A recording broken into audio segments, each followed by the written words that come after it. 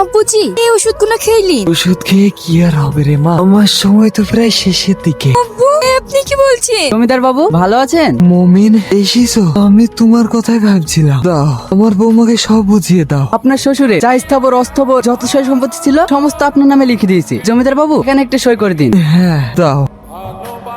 আব্বু এসবের কি দরকার ছিল? ছিল রে মা, দরকার ছিল। জাতিক তারপর আফজালের যা চলাফেরা, ও যা অশৃঙ্খল ছেলে, আমি যাওয়ার পর আমার দাদু ভাইকে তোমাকে এই বাড়িতে 1 ঘন্টাও লাগবে না। আমি এটা করতে বাধ্য হয়েছি রে মা।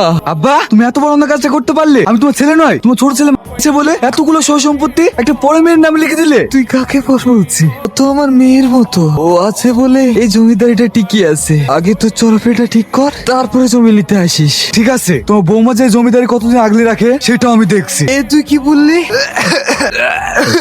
আচ্ছা বিশু, কি করা যায় বলতো? কি করা যায় সেটা তো আমার মাথাতেই আসছে না দাদা। অ্যাকচুয়ালি ছোট বছর তো আপনাকে বাড়ি থেকে বের করে দেয়, তাহলে তো আপনি পথের ভিখারি। আমাকে বার করে দেবে? এক হেসে তো মাছ রেখে দুজনকে কেটে নদীর জলে ভাসিয়ে দেবো। এই কে রে?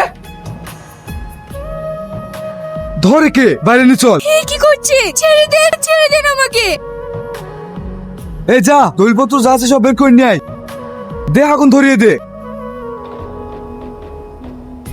দোষ খেয়াল পাচ্ছি রাখবো না। থামেন দাদা বাবু, দিলে সমস্ত সয় সম্পত্তির মালিক হবে ওর ছেলে, এতে আপনার কি লাভ হবে? তুই একদম ঠিক বলেছিস। তুই এক কাজ কর, আমাদের ওই বাগান বাড়ি থেকে বন্দি করে রাখ, আর ওর ছেলেকে যেখান থেকে যেভাবেই হোক খুঁজে বার করতেই হবে। আর ওই ছেলে মাথায় বন্দুক ধরলে না পটপট করে সব লিখে দেবে।